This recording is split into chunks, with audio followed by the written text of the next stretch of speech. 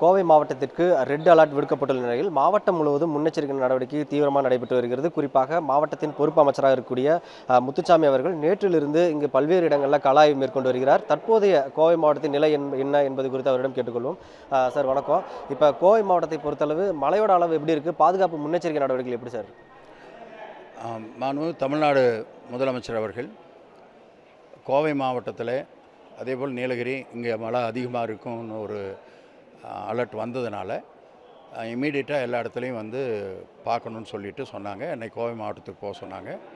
ஏற்கனவே செந்தில் பாலாஜி அவர்களும் அந்த இதெல்லாம் பார்த்து முன்னேற்பாடுகள் என்னென்னங்கிறத எல்லாம் பார்த்தாங்க. இப்போ இங்கே வந்து பார்க்குற பொழுது மாவட்ட ஆட்சித்தலைவர் அதே போல் போலீஸ் துறையின் சார்பாக கமிஷனர் எல்லாம் அத்தனை துறைகளும் ஒருங்கிணைந்து மிக சிறப்பாக முன்னேற்பாடு செய்திருக்கிறார்கள். மழை பெரிய அளவில் இல்லை, சில இடங்களில் மட்டும் கூடுதலான மழை இருக்கிறது. அந்த இடங்களிலெல்லாம் பிரச்சனை இல்லாமல் பார்த்து கொண்டிருக்கிறார்கள்.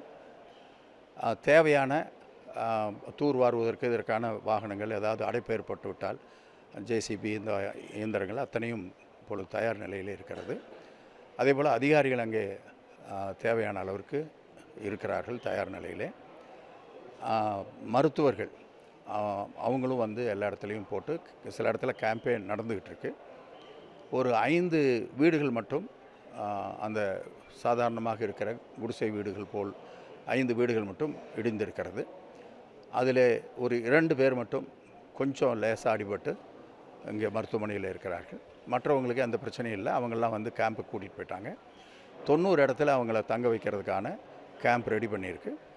கிச்சன் வந்து ஒரு இடத்துல செஞ்சு எல்லா இடத்துக்கும் எடுத்துகிட்டு போகிற மாதிரி அந்த பக்கமாக எவ்வளோ வசதியாக எடுத்துகிட்டு போக முடியுமோ அதை செய்வதற்கு பண்ணியிருக்காங்க. அது இல்லாமல் அவர்களுக்கு அரிசி அந்த மாதிரி ஒரு இது பண்ணுறதுக்கும் தயார் நிலையில் கையில் வச்சுருக்காங்க.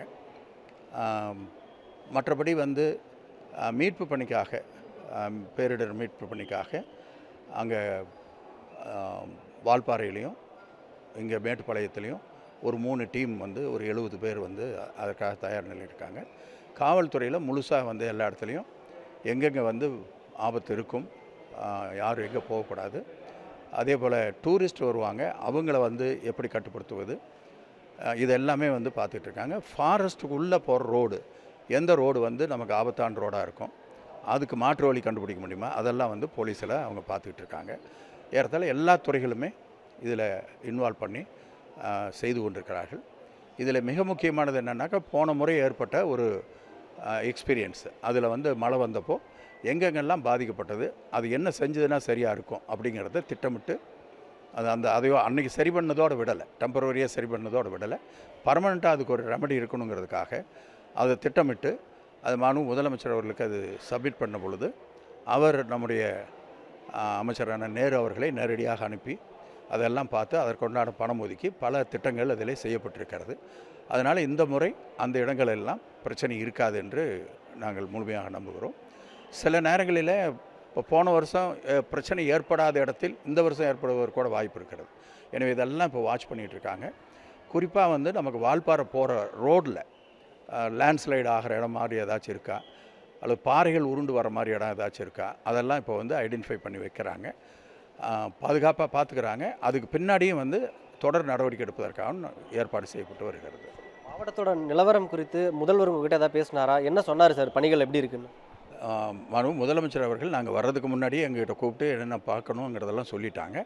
அதுக்கு முன்னாடியே மானிட்டரிங் ஆஃபீஸர்லாம் போட்டிருக்காங்க. அதிகாரிகளோடும் அவர் தொடர்பு கொண்டு என்னென்ன செய்ய வேண்டும் என்பதையும் அதே போல் தலைமை செயலாளர் இடத்துலையும் அதெல்லாம் சொல்லி என்னென்ன செய்திருக்கிறார் என்பதெல்லாம் கேட்டு அவர் தெரிந்து கொண்டார். டெல்லியில் இருக்கும்போது கூட இதை பற்றி அவர் கேட்டுக்கிட்டு இருந்தார். இன்றைக்கி வந்த பின்னாடி இன்றைக்கி காலையில் கூட அதை பற்றி கேட்டாங்க. இதோட 4-5 முறை பேசிட்டாங்க. என்ன முன்னேற்பாடு அப்படிங்கிறது பேசிட்டாங்க. வேறு ஏதாவது பாதிப்பு இருக்கிறதா என்பதையும் பேசிட்டாங்க. அதனால் இப்போ வந்து கவர்மெண்ட் சைட்லேருந்து என்னெல்லாம் பண்ணணுமோ அதெல்லாம் பண்ணுறதுக்கு நம்ம ரெடியாக இருக்கோம். அதனால் அங்கே பார்த்துக்க சொல்லுங்கன்னு சொல்லிட்டாங்க. அதே மாதிரி அதிகாரிகிட்ட ஏற்கனவே வந்து போலீஸ் துறையினுடைய சார்பாகவும் பேசிட்டாங்க. சிஎஸ்கிட்ட சொல்லி அவங்களும் பேசிட்டாங்க. மாவட்ட ஆட்சித்தலைவர் எல்லார்த்திட்டையும் தொடர்பு கொண்டு எல்லாத்தையும் பேசியிருக்காங்க. நன்றி சார். கோவை மாவட்டத்தை பொறுத்தளவு இங்கே வந்து பாதுகாப்பு முன்னெச்சரிக்கை நடவடிக்கை அப்படின்றது தீவிரப்படுத்தப்பட்டிருக்கிறது. குறிப்பாக அனைத்து துறை அதிகாரிகளும் இங்கே வந்து தயார் நிலையில் வைக்கப்பட்டிருக்கிறார்கள். அதே போல் மாவட்டத்தின் பொறுப்பு அமைச்சராக இருக்கக்கூடிய முத்துச்சாமி அவர்களும் பல்வேறு பகுதிகள், அதாவது மழைநீர் எங்கெங்கெல்லாம் அதிகளவு தேங்குமோ அங்கெல்லாம் வந்து நேரில் சென்று கள ஆய்வு மேற்கொண்டு அங்கு வந்து பணிகளை வந்து துரிதப்படுத்த உத்தரவிட்டிருக்கிறார்கள். தற்போது வரை கோவை மாவட்டத்தில் அதே போல் குறிப்பாக வால்பாறை பகுதிகளிலையும் மழையின் அளவு குறைவாக இருந்தாலும் அனைத்து துறை அதிகாரிகள் ஊழியர்கள் வந்து தயார் நிலையில் வைக்கப்பட்டு உள்ளதால மக்கள் யாரும் அச்சப்பட வேண்டாம் என அரசு தரப்பில் கேட்கப்பட்டுள்ளது. சன் செய்திகளுக்காக கோவையிலிருந்து ஒளிப்பதிவாளர் ரமேஷுடன் தென்னிலவன்.